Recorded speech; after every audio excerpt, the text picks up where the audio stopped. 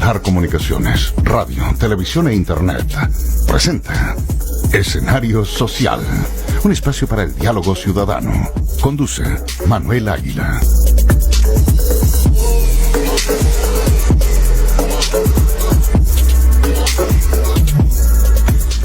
¿Qué tal, amigos? Un placer y un privilegio poder saludarles desde este espacio creado y diseñado a propósito de un grupo de académicos que quisimos generar un vínculo, un puente de conexión entre lo que está ocurriendo en nuestro Chile y principalmente en nuestra región, ¿cierto? Y la expresión de nuestros ciudadanos. Saludo cordial, me acompaña Cristian Alejandro García Castillo, docente, ¿cierto?, de la Universidad de Magallanes, de profesión contador auditor, ex viceseremi de Hacienda y de Economía, y también me va a acompañar permanentemente en este diálogo ciudadano nuestro amigo Alfredo Eduardo Fonseca Mijovilovich, abogado, administrador público, docente también de la Universidad de Magallanes. Un privilegio, distinguidos amigos, que hayan aceptado este desafío, ¿cierto?, de conectarnos con nuestra gente, con nuestra comunidad magallánica. Cristiano. No, muy agradecido por la oportunidad, por lo atingente además de lo que está ocurriendo en Chile, en la misma región, en la ciudad de Punta Arenas, y claro, tratar de aportar un poco al debate y desde nuestro rol también desde la docencia, poder aportar desde la academia un poco a este debate y a la madurez política que se requiere para poder analizar la situación y tomar las mejores decisiones tanto de las autoridades como de la ciudadanía.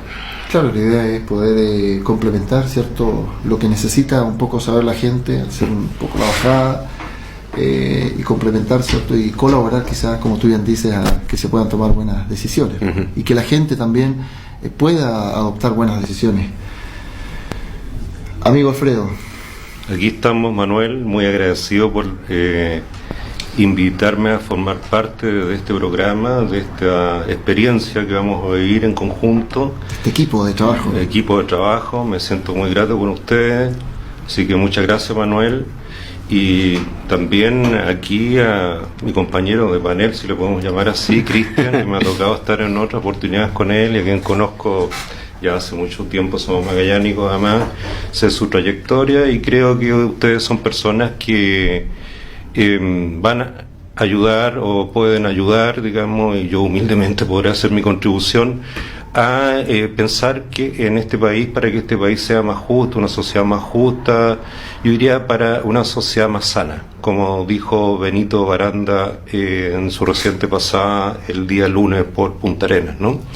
Así que con toda la disposición para cooperar, pensar, porque eso es lo que nos hace falta, pensar, dialogar, mucho diálogo y también hacer aportes, digamos, a lo que creemos debe ser la discusión, el debate, digamos, para contribuir a crear una patria mejor.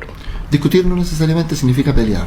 Por supuesto. En consecuencia, yo creo que ese es el principal foco probablemente que tiene el diseño de nuestro programa. Va a venir gente que nos va a ir acompañando, ¿cierto?, y va a dar sus puntos de vista, y evidentemente que a partir de ese razonamiento o de esa reflexión nosotros vamos a poder ir desarrollando nuestras ideas de conexión, porque a mí, o lo que le importa en definitiva a este programa, es servir de conexión con nuestra gente, con nuestros ciudadanos, con nuestros Magallanes, para que efectivamente entonces se genere esta retroalimentación, este diálogo ciudadano. No sé si te puedo... lo que tú dices es muy importante. Libertad de a veces, poder conversar. Mira, yo he leído muchísimos artículos y muchísimas entrevistas y a veces me da la impresión de que en este país hemos perdido, digamos, la capacidad para chequear ideas, ¿no? Y la capacidad para discutir. Y tú bien dices, discutir no significa pelear, digamos, una cuestión muy básica, pero es muy importante aclararla porque a veces por básica las cosas obvias se olvidan. Claro. Y también cuando uno habla, opina o discute acerca de política o políticas públicas, pero de política en sí, digamos, porque este tema es un tema político, hoy día lo que estamos viviendo, da la impresión de que no hemos olvidado que la política es un juego dialéctico en que no existen las verdades absolutas. Las verdades se construyen, se arman, se descubren, pero no existen verdades absolutas. Es un asunto más sofisticado, obviamente, claro, sí. Pero el juego dialéctico de la política, digamos, quienes están pensando que con tal opinión o cual opinión tienen la verdad absoluta, yo creo que es una tremenda equivocación y es muy dañino justamente para la convivencia política. Se polariza de otra forma la conversación. ¿Existe una diferencia, Cristian, entre la política y lo político? La política y lo político. La política y lo político. Buena pregunta. Finalmente, bueno, la política está en todo ámbito. O sea, todas las decisiones son políticas. Exactamente. Todas las decisiones son políticas. Entonces, a veces uno trata de hablar de lo político como lo que tiene que ver con los partidos políticos, con el tema más politiquero al final. Pero la política tiene que ver con todos los aspectos de la vida. O sea, la tasa de mortalidad infantil es por una cuestión política. El alfabetismo de un pueblo tiene que ver con una cuestión política. El nivel de desarrollo tiene que ver con una cuestión política. Esto mismo que habla Alfredo acá respecto de la tolerancia, ¿cierto? Claro. Y el entender de ciertas reglas de convivencia y el comprender que discutir o disentir no significa ser enemigos. Eso también es parte de la política. Claro, no significa llegar quizás al límite del conflicto. Entonces, cuando la ciudadanía se da cuenta de que se sobrepasa ese límite, ¿cierto?, de la discusión y de la reflexividad, y en consecuencia entramos en un espacio de conflicto, entonces la ciudadanía, la gente común dice, no entiendo.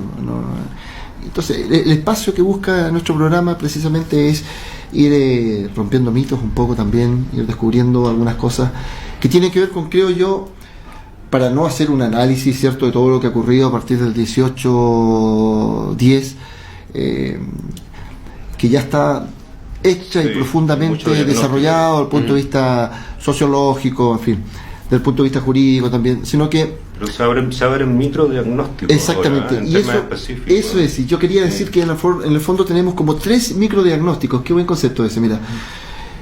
El microdiagnóstico asociado, o el eje de trabajo quizás asociado al tema constitucional, ¿te acuerdas que lo conversábamos en alguna reunión nosotros, Cristian? El eje o el microespacio asociado también entonces a la cuestión social, al problema social que redunda en una agenda social, y finalmente el microespacio, el micro eje o el eje de trabajo que tiene que ver con el orden público y la seguridad pública, ¿cierto? Que son 3 elementos que a partir del estallido, ¿cierto?, se conjugan, se complementan, pero tienes razón, Alfredo, hay que, creo yo, como buen abogado, distinguir, ¿cierto?, hay que hacer esa distinción. Sí, más como abogado, yo estudié ciencias políticas, administración pública, no quiero encasillarme en ninguna profesión porque yo creo que uno hace una mezcla en el final de todo el bagaje que tiene en la vida. Un ser integral. Sí, y que tiene que ver con el desarrollo de competencias y habilidades, no solamente la curva de productividad del conocimiento, no necesariamente eso significa que está asociado al término, ¿cierto?, de una carrera y a la generación de conocimiento. La universidad, hay cosas de sentido común también, la profesión, ¿qué es lo que te entrega? Un lenguaje en el cual tú te desenvuelves, pero debajo de esa curva de producción de conocimiento siempre hay un área relevante que tiene que ver con competencias y habilidades que son las que te acompañan toda la vida, en definitiva, y que van construyendo gentes como tú, Cristian, profesionales como tú, Alfredo, profesionales como tú, Cristian, que nos permiten generar este diálogo. Sí, Manuel, mira, hay un tema, tú te lo estabas soslayando recién, pero yo creo que cuando hablamos también de la discusión, hay un aspecto en nuestra sociedad que yo he reflexionado bastante sobre ese tema. Está muy presente en nuestro país la descalificación y la descalificación a priori, sin esperar que el otro o los demás terminen de expresar una idea para genuinamente escucharle y chequear mis propias ideas y descubrir si estoy equivocado, mira, esto no lo había pensado de esa forma, tiene razón en esta otra. Existe una tendencia a la descalificación a priori. El prejuicio. Al prejuicio, ¿cierto? Tendencia a la clasificación a priori y fundamentalmente dada por una clasificación bien odiosa en nuestro país, a la luz justamente de estos acontecimientos como que se ha agudizado y que es una clasificación odiosa y yo creo ya de modé, absolutamente, digamos, fuera de lugar, que esta catalogación de las personas de izquierda o derecha. Entonces, si tú tienes una opinión A, B o C diferente a lo que puede pensar el gobierno o acerca de la imagen del presidente Piñera, eres de izquierda. Si tú tienes una percepción diferente, digamos, a lo que puede pensar, digamos, un cierto sector de la izquierda chilena, eres de derecha. Por Dios, entonces, ¿qué clasificación más odiosa? Cuando justamente los seres humanos, digamos, tenemos la suerte de que los dones o las virtudes, como queramos llamarlo, están desperdigadas, gracias a Dios, digamos, en todas partes, ¿no? Entonces yo creo que esa clasificación odiosa también nos hace mucho daño. Hay personas de que se las descalifican inmediatamente por emitir una opinión respecto a un determinado tema que puede causarle cierto escozor al gobierno, digamos, y son inmediatamente descalificadas. Entonces, o viceversa también cuando hablamos de la izquierda, digamos, más extrema o de ciertos sectores de izquierda, también descalifican. Y cuando hablamos de los microdiagnósticos, Manuel, yo creo que tenemos montones de tareas, ¿eh? Microdiagnóstico, por ejemplo, sobre el tema de los derechos humanos, tremendo tema. Sí. Microdiagnóstico sobre el tema de la policía uniformada, tremendo tema. Microdiagnóstico sobre la agenda social, que yo lo he escuchado a mi amigo Cristian acá presente, que no es más que una agenda política, y concuerdo perfectamente con él en ese planteamiento, incluso así yo también, tomando tu autoría, lo he empezado a llamar. Y también tenemos un tremendo tema con la Constitución, que es un microdiagnóstico propio del tema de la Constitución. La gente está más ávida de participar de lo que creen los propios dirigentes políticos. Cristian. Sí, yo comparto lo que Alfredo señala y coincido en este análisis, que en realidad son tres ejes: constitucional, lo mal llamado agenda social, que en realidad es un tema político y que tiene que ver con las demandas más inmediatas respecto de la colusión, los delitos cuello y corbata, la AFP, las pensiones dignas, ¿cierto? El sistema de salud, el costo de los medicamentos, el costo de los servicios básicos, el costo de la vida al final, la regulación laboral, un largo etcétera, ¿eh? Pero todo es una cuestión que le han llamado agenda social, pero en realidad es un tema de agenda política. Y por último, yo, claro, creo que el tercer eje efectivamente se relaciona con el orden, la seguridad, pero dentro de ese orden y seguridad tiene varias casillas, claro. Y esas casillas son derechos humanos, la institucionalidad de carabineros, claro. Bueno, y el tema efectivamente del buen control de la delincuencia, el control efectivo de la delincuencia. Entonces, cada una de estos ejes tiene bemoles dentro de sí mismo, y yo creo que, claro, cuando se habla solo de orden, no se puede desconocer que también tiene que hablarse de la funcionalidad de carabineros y tiene que hablarse indiscutiblemente el tema de los derechos humanos.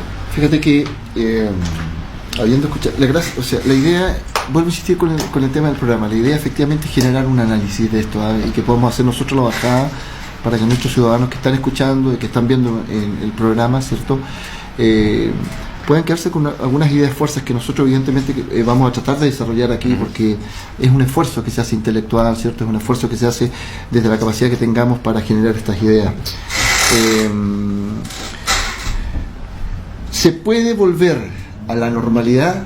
Antes de entrar ya al análisis de estos tres grandes microespacios, yo quisiera solamente no concentrarme, insisto, en el análisis de lo que ocurrió del estallido, porque ya está súper bien tratado. Pero hay un concepto, a propósito de orden que tú señalaste, Cristian, ¿se puede volver a la normalidad? Bueno. Si normalidad es orden, desde el punto de vista filosófico, sí. Alfredo, desde el punto de vista social, desde el punto de vista ético, desde el punto de vista moral, ¿se fijan? Ahí entramos al tema de la dialéctica que señala Alfredo, es que no podemos hablar de normalidad, ¿eh? Porque no era normal el país en el que vivíamos antes del 18 de octubre. Pero era un oasis. No era normal, sí, eso era mito, eso es un eufemismo en la construcción del oasis, y también está por otro lado la construcción del concepto antónimo, que es el desierto. Claro, pero alguien dijo eso en algún momento. Mientras algunos vivían en el oasis, claro, un montón de gente vivía en el desierto. ¿Cuándo fue el estallido? Cuando gente transitó desde el desierto al oasis, se dio cuenta que había mucho desierto y algunos pocos solamente estaban en el oasis, entonces eso generó este clima. Pero más que hablar de volver a la normalidad, porque yo creo que lo que se vivía antes del 18 de octubre no era normal, más bien el relato es volver a la cotidianidad. O sea, que sea cotidiano transitar en las calles, que no haya tacos, que no haya gente que te obliga a bajar del vehículo a bailar, que no haya manifestaciones, y que no va a haber manifestaciones porque la gente volvió a su cotidianidad de encontrarse en los lugares de trabajo, porque hay trabajo, y que la gente encontró trabajo porque hay ganas de emprender, y hay ganas de emprender porque hay una cierta certeza jurídica para proteger los bienes, y se protegen los bienes porque no hay vandalismo, porque Carabineros actúa responsablemente, y es una institución, o la policía que sea, es una institución que actúa con autoridad, y es una autoridad no impuesta a punta de palo, sino que es una autoridad ganada por el respeto que la ciudadanía le tiene, producto de la transparencia, el respeto y el respeto a los derechos humanos. Entonces tienes todo un círculo. Pero no se puede desconocer que para que la gente deje manifestarse en la calle, que es lo primero, todavía faltan mensajes potentes de parte del gobierno, y es el gobierno el que tiene la responsabilidad de sacar a la gente de las calles. Hay un espacio previo al respeto, tomándome un poco de ese concepto, podríamos ir haciendo un glosario de este problema, ¿cierto? Normalidad, cotidianidad, respeto. Hay un espacio previo, hay un peldaño previo en la lógica esta del camino hacia el respeto, que tiene que ver con la forma, ¿cierto?, en que yo genero admiración por una persona o por una determinada organización o institución. Entonces, cuando eso se empieza a diluir, cuando se rompe, exactamente, cuando se rompe ese equilibrio, ¿cierto?, que es ese paso previo por la admiración, entonces evidentemente que la característica esta que tiene, o este encapsulamiento con relación al respeto, se cae, porque no tiene soporte. Podríamos decir entonces que el soporte del respeto, entonces este proceso de admiración que había por la institucionalidad, pensando en este contexto general, no solamente en Carabineros quizás, porque ya cuando lleguemos al microanálisis, ¿cierto?, de orden y seguridad pública, donde vamos a hablar probablemente del Ministerio de los Fiscales, del trabajo que se ha visto bastante complejizado. Pero hay un espacio, insisto, en que se pierde entonces la admiración, y en consecuencia, que es el pilar que sostiene el respeto, se cae el respeto. Eso pasa en las familias, cuando se producen las separaciones, ¿se fijan? Y empiezan a transitar hombre y mujer por caminos totalmente distintos, y en qué minutos se empiezan a distanciar. Da la sensación que ahí hay un espacio como que uno no se da cuenta que eso ocurre, o inclusive la relación entre hijos y padres, claro, cuando se pierde el temor reverencial. Claro. Y entramos en la etapa de adolescencia de rebeldía, pero finalmente, claro, después hay una etapa de madurez donde se agarra cierto respeto y admiración, que no es evidente el mismo que se tuvo en la infancia, pero eso evidentemente va a depender de la conducta del padre y por supuesto de la conducta y madurez de los hijos. De la construcción, claro. Es una construcción conjunta. Sí, lo que tú decías, por ejemplo, esto del tema de la normalidad, hay que corresponder, como decía Cristian, un tema dialéctico, por supuesto, ¿qué entendemos por normalidad? O sea, lo que teníamos antes tampoco era normal. Otra cosa es que nos hayamos acostumbrado, que las cosas eran así, es lo que hay, no se puede hacer nada, que sea cotidiano. Ya vendrá el cambio, ya vendrá un cierto cambio. Cada cierto tiempo teníamos un cambio de gobierno, que felizmente existe la alternancia en el poder en nuestro país, en que venía un conglomerado y ofrecía las maravillas del mundo para solucionar los problemas, los tiempos mejores, muchas frases y otras más, digamos, que estuvieron pululando en las campañas. Pero también aquí tenemos un tema profundo, un tema de que tenemos que acostumbrarnos de que Chile no va a ser el mismo. O sea, si alguien está pensando en la normalidad, mire, a mí me gustaba el Chile que había antes y este Chile donde nada pasaba, no va a ser el mismo. Con eso yo, por favor, no quiero ser malinterpretado. Yo no quiero que existan grandes niveles de intranquilidad, no quiero que existan niveles de violencia. A mí no me gusta este tema de que el que pase el auto y que se baje a bailar, por favor, esas cuestiones no las comparto, no me gustan, tengo muy crítica sobre el tema. El que baila pasa, así creo que es el tema, ¿no? Pero ahora el país no es el mismo, el país cambió y tenemos que acostumbrarnos a que este país cambió, y este país cambió, yo creo, y creo como demócrata convencido, que cambió para bien, en términos de que podemos construir un país más justo, un país, yo diría, más equitativo, pero va a ser un proceso largo, va a ser un proceso que va a implicar varios años, donde todos los chilenos, todos, tengamos o no participación en el espacio político, tenemos que comenzar a relacionarnos, a hablar y a comunicar diferente. El país cambió, Alfredo, mira, quiero totalmente ese concepto tuyo, el país cambió, y cuando te refieres al país, te refieres a la institucionalidad que convoca necesariamente también a la ciudadanía, al conjunto social. Ahí está el tema, el país, uno podría hablar de la República, uno podría hablar del Estado, uno podría hablar del Estado, pero qué buen concepto ese. Tú hablas de el país cambió, pero el país no solamente involucra entonces el concepto Estado como orden jurídico, ¿cierto?, sino que también involucra el orden social, vale decir, la construcción ciudadana que se genera a propósito de la población que hay. Sí, pero mira, yo tengo ahí una especie de diagnóstico, digamos, sobre el tema, que obviamente no es la panacea, digamos, a lo que estamos conversando, pero es un diagnóstico que he pensado bastante. Aquí hay un tema, la institucionalidad chilena, ¿cierto? O sea, cuando decimos el país cambió, ya, ahí leemos la institucionalidad chilena, ¿no? Partamos de la base de que todos creemos en la democracia. Yo soy un demócrata convencido. Creo que la democracia se desarrolla con un fuerte sistema de partidos políticos, buenos, malos, a algunos les gustará uno, el otro, cada uno verá, pero con un fuerte sistema de partidos políticos.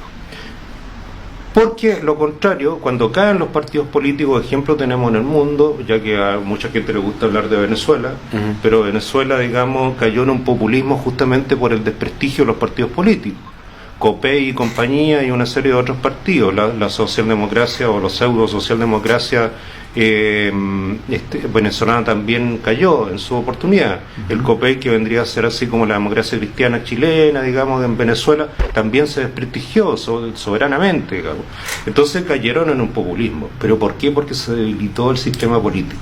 En Chile, ¿qué es lo que fue pasando paulatinamente? No estoy diciendo que estemos en esos niveles, por favor, sí, claro. pero en Chile fue pasando de que los partidos políticos se empezaron a elitizar. La camarilla del partido político, se elitizaron los partidos políticos, a veces el amiguismo. Inconscientemente, por favor, si no digo que esta cuestión ha sido una cuestión no se dieron cuenta, no tomaron conciencia, etcétera. Y fuimos perdiendo una situación que es muy importante dentro del tejido social, que son la participación de la ciudadanía a través de organismos funcionales. Llámese clubes, llámese juntas de vecinos, todo lo que hay doctrina sobre el tema, histórica en Chile, ¿no? Uno de los gobiernos que más hizo por la participación política, y con esto por favor no estoy acusando ningún sesgo, estoy diciendo, recalcando la historia, ahí en el gobierno de Eduardo Frei Montalva se hizo mucho por el tema de restablecer el tejido social en Chile y incentivar la participación de los ciudadanos a través de órganos funcionales. Era parte de la doctrina del gobierno, digamos, de aquella época. Claro. Pero se hizo mucho. La promoción popular que se hablaba, se hizo muchísimo. Pero en Chile fuimos... Y se avanzó. Entonces cada persona participaba en su grupo. A veces nosotros hablamos, por ejemplo, de una cierta crisis de la democracia, ¿no?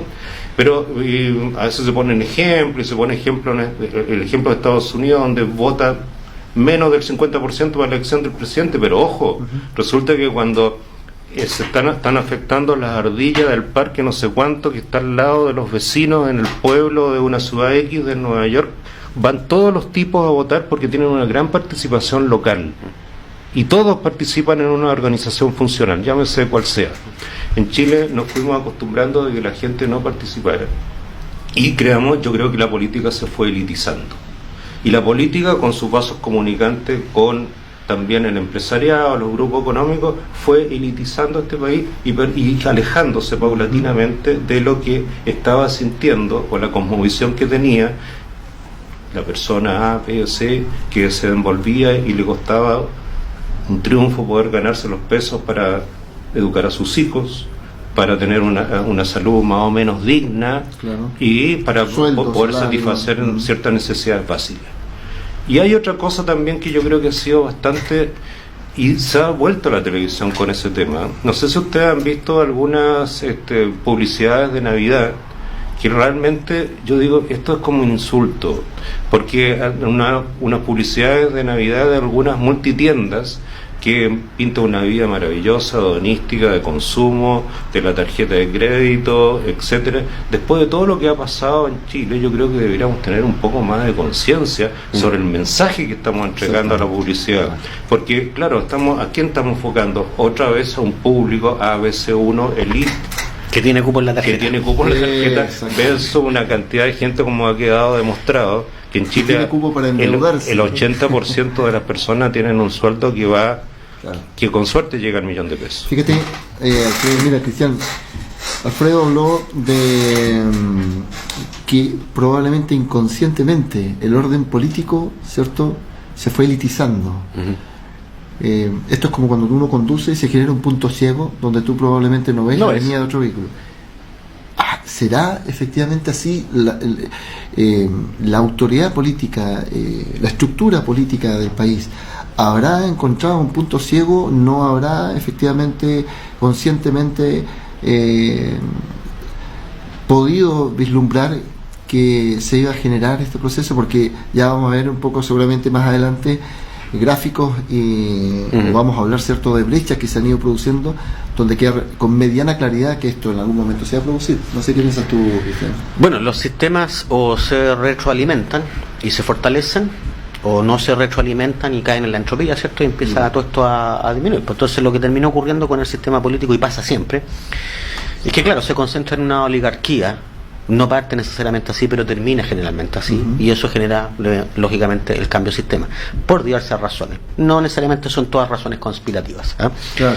Pero muchas veces por inconsciencia, porque se empieza a normalizar una cuestión que no debiese ser normal, porque también empieza en la conquista del poder a colocarse trabas un poco ilegítimas para mantenerse en el poder y aferrarse al poder, y porque también la sociedad sufre transformaciones, que si bien es cierto en los años 60 era muy necesaria la participación y era muy necesario transformar a las personas en ciudadanos, porque los derechos políticos de los ciudadanos venían de hace muy poco tiempo. Claro. Mucho tiempo atrás no todo el mundo votaba. Cuando parte de nuestra república solo votaban los que tenían tierras, los terratenientes.